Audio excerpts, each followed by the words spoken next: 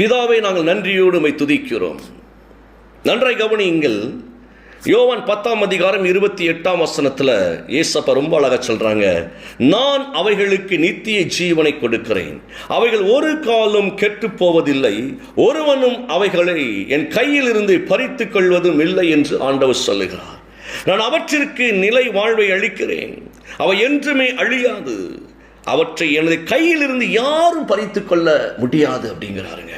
ஆணித்தரமாய் அதிகாரத்தோடு ஒரு விசேஷித்த ஆசீர்வாதத்தை தேவன் பேசுகிறார்.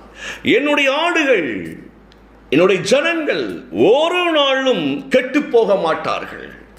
ஏனென்றால் அவர் என் கையில் இருக்கிறபடியினால எந்த சத்துருவும் என் கையில் இருந்து என் பிள்ளைகளை பறித்து கொண்டு போக முடியாது. என் பிள்ளைகளுடைய ஆசீர்வாதங்களை பறித்து கொண்டு போக முடியாது. என் பிள்ளைகளின் சுகத்தை பிசாசு பறித்து கொண்டு போக முடியாது. என் பிள்ளைகளின் சமாதானத்தை பிசாசு பறித்து கொண்டு போக முடியாது. ரொம்ப அழகா இயேசுப்பா சொல்லக்கூடிய வார்த்தைங்க. யார் சொல்றா தெரியுமா? இயேசு சொல்றாங்க.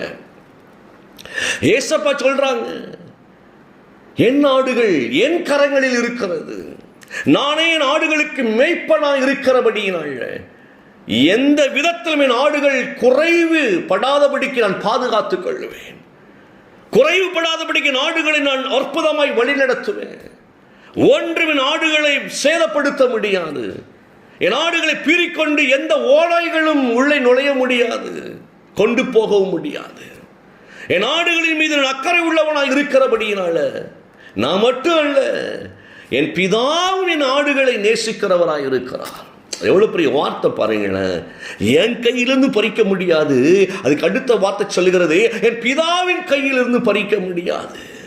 ஏன்னா நான் அவ்வளவு சேஃபா என் பிள்ளைகளை என் பிதாவினுடைய கரத்தில் கொடுத்து வச்சிருக்கிறேன். என் பிள்ளைங்களோடு கூட உறவாடுகிறேன். என் தகப்பனிடத்தில் என் பிள்ளைகளை இணைத்து வைத்திருக்கிறபடினால ஒன்றும் என் பிள்ளைகளை சேதப்படுத்த முடியாது என்கின்ற ஒரு சத்தியத்தை தேவன் சொல்லித்தாராருங்க.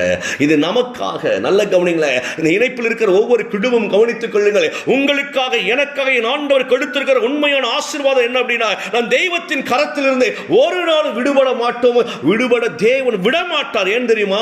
ஏற்கனவே சொல்லியிருக்கிறேன், உள்ள கைகளை நம்மை பொறித்து வைத்திருக்கிறவர் அவர்.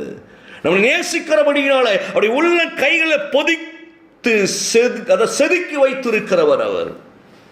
பொறித்து செதுக்கி. எவ்வளவு பெரிய வார்த்தை பாருங்களேன். நான் இன்னைக்கு சொல்றேங்க, ரொம்ப பிடிச்சிருந்த வார்த்தை. உலகம் மிரட்டுது, ஐயோ அவ்வளவுதான், வாழ்க்கை முடிஞ்சது, கடனாளி ஆயிட்டு யாரு எந்திரிக்கவே முடியாது உலகம் சொல்லுது. உன் கணவர் திரும்பிய வரமாட்டார் உலகம் சொல்லுது. உன் மனைவி திரும்பிய வரமாட்டார் உலகம் சொல்லுது. உன் பிள்ளைங்க அவ்வளவுதான், ஒண்ணுக்கு உதவ மாட்டார்கள் உலகம் சொல்லுது. ஐயா, அதெல்லாம் கண்டு கவலைப்படாதீங்க, நீங்க பயப்படாதீங்க. யார் என்ன சொன்னாலும் ஒன்றை மனதில் வைத்துக் கொள்ளுங்கள், நான் இருப்பதோ என் தெய்வத்தின் கரத்தில் இருக்கிறபடினாலே எங்கள் குடும்பத்தை பிசாசு பறித்து கொண்டு போக முடியாது. இயேசுவின் நாமத்தினால் போக முடியாது. பிசாசு பறிக்க முடியாதுங்க. இதெல்லாம் நீங்க மைண்ட்ல வைங்க. தேவையில்லாத காரியத்தை மைண்ட்ல வைக்காதீங்க. ஐயோ வேலை போயிருமோ, என்ன செய்ய, வேலையிலேருந்து நிறைய பேர் தூக்குறாங்க, என்னையும் தூக்கிடுவாங்களோ. கவலைப்படாதீங்க. நம்மை கொண்டு தேவன் செய்கின்ற காரியங்கள் எல்லாம் பயங்கரமா இருக்கும். ஏன்னா கர்த்தர் நம்மை அவருடைய கரங்களில் வைத்திருக்கிறதுனால நம்மளால சும்மா அந்த உலகம் ஒண்ணுமே செய்ய முடியாதுங்க. அப்படி ஈஸியா நம்மளை டார்கெட் பண்ணி ஜெயிக்க முடியாது உலகம். நம்ம இருப்பதோ தெய்வத்தினுடைய கரத்தில். தாவீது சொல்றாருங்க, ரொம்ப அழகா சொல்றாரு. என்ன சொல்றாரு தெரியுமா? ராஜா கிட்ட போய் சொல்றாரு, சவுலை பார்த்து, ராஜாவே நீர் என்ன சாதாரணமா எடை போட்டுறாதீங்க. ஆளு பார்க்க சின்னவனா இருக்கலாம், ஆனா எனக்குள் இருக்கிறவரோ அவர் பெரியவரா இருக்கிறார் அப்படி சொல்லிட்டு சாட்சி கொடுக்கிறார். பாருங்களேன், நமக்கு தெரிந்த காரியம்தான். எவ்வளவு அழகை சாட்சி கொடுக்கிறார். நான் நாடு மேய்க்கிறவன் தான். தாவீது சொல்லுகிற நாடு மேய்க்கிறவன் தான். ஒரு முறை சிங்கம் வந்தது, ஒரு முறை கரடி வந்தது. பாருங்களேன், சிங்கம் கரடியும் வந்து நாட்டை கவ்விக்கொண்டது. யோசித்து பாருங்க இந்த நிகழ்ச்சிகள் எல்லாம். நம்மனா என்ன செய்வோம் அப்படின்னா, எல்லா ஆட்டையும் சிங்கம் தூக்கிட்டு போனா பரவாயில்லடா, நம்ம தப்பிச்சிரும் அப்படின்னு நினைப்போம். யார் எப்படி போன நமக்கு என்ன, யார் எப்படி போன நமக்கு என்ன, நம்ம சேஃபா இருந்தா போதும் அப்படின்னு ஓடி ஒளிஞ்சு கொள்ளுவோம். ஆண்டவரே யார் வேலை போனாலும் ஏன் வேலை பெயரக்கூடாது அப்படின்னு ஜெபம் பண்றோம். இன்னைக்கு என்ன காப்பாத்துங்க, என்ன காப்பாத்துங்க, என்ன காப்பாத்துங்க அப்படின்னு ஜெபம் பண்றோம்.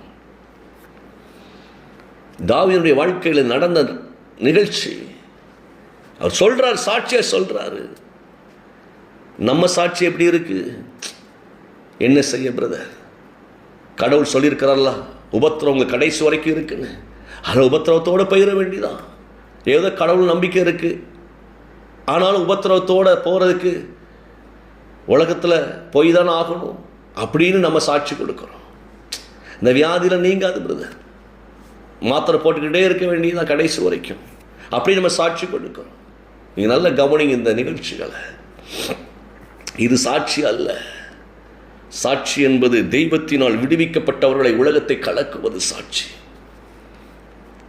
சொல்றாரு தாவீது, கவி கொண்டது நான் விட்டனா விடமாட்டேனே, ஓடுனேன், அடிச்சேன், நெத்தி அற, அவ்வளவுதான், சோழி முடிஞ்சது அப்படிங்கிறாரு.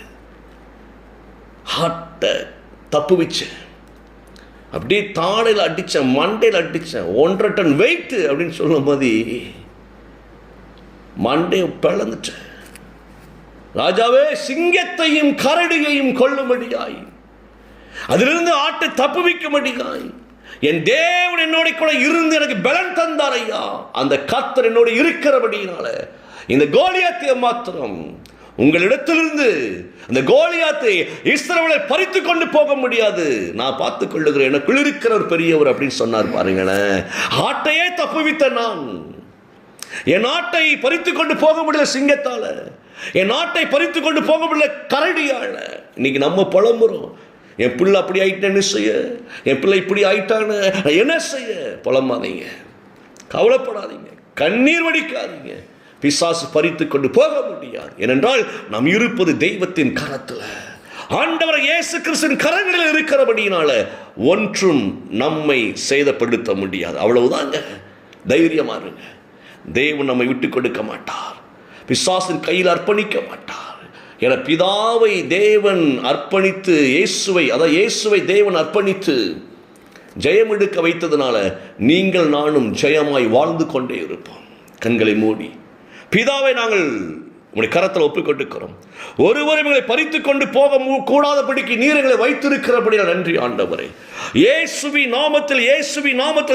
நாமத்தினால ஆண்டவரே, நாங்கள் உமக்குள் இருக்கும்படி கிருபை பாராட்டினவரை உமக்கு நன்றி செலுத்துகிறோம். தொடர்ந்து பெரிய காரியங்கள் செய்வதற்காய் ஸ்தோத்திரம்.